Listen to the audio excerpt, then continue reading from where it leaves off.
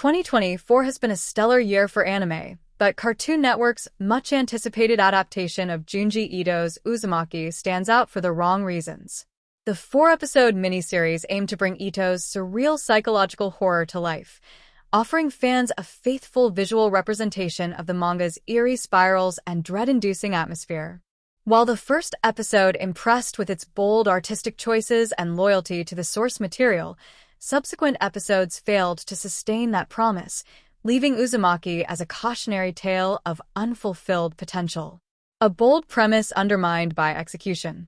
Uzumaki, spiral into horror debuted with considerable hype, largely due to Cartoon Network and Adult Swim's reputation for supporting experimental anime.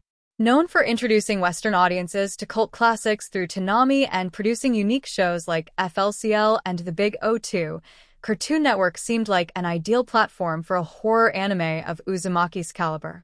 However, the series' development was fraught with challenges, including delays caused by the COVID-19 pandemic and subsequent budget cuts. These obstacles took a visible toll on the production.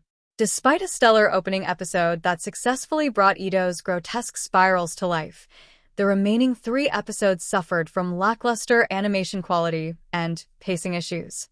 This decline left fans lamenting what could have been a groundbreaking adaptation. Strengths of the adaptation. 1. Faithfulness to Ito's vision. One of the adaptation's triumphs was its dedication to capturing Junji Ito's visual style.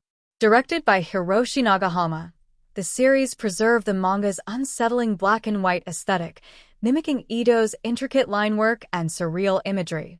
Ito himself praised the adaptation's faithfulness, particularly its ability to translate the iconic spirals into motion, adding a haunting new dimension to the story.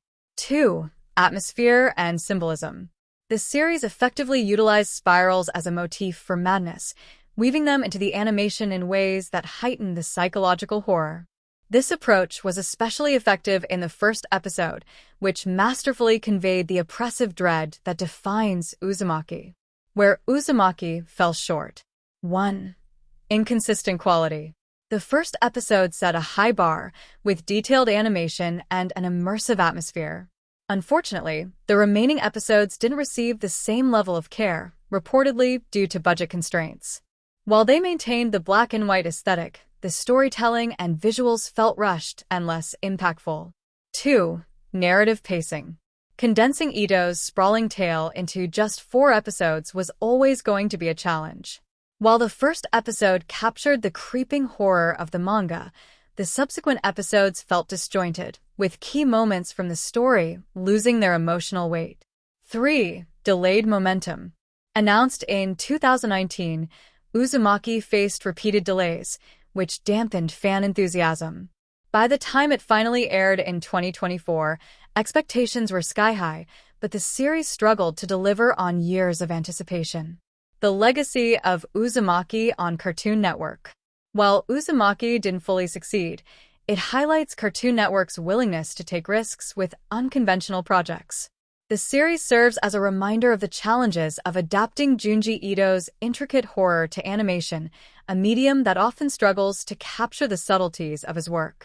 For fans, Uzumaki remains a mixed bag, lauded for its artistic ambition but critiqued for its inconsistent execution.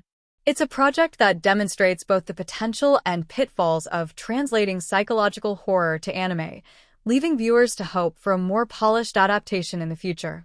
Final verdict: a twisted journey with uneven results.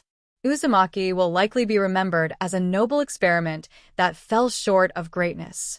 Cartoon Network deserves credit for championing a daring adaptation, but the series serves as a reminder that even the best source material can falter without the resources to realize its full potential.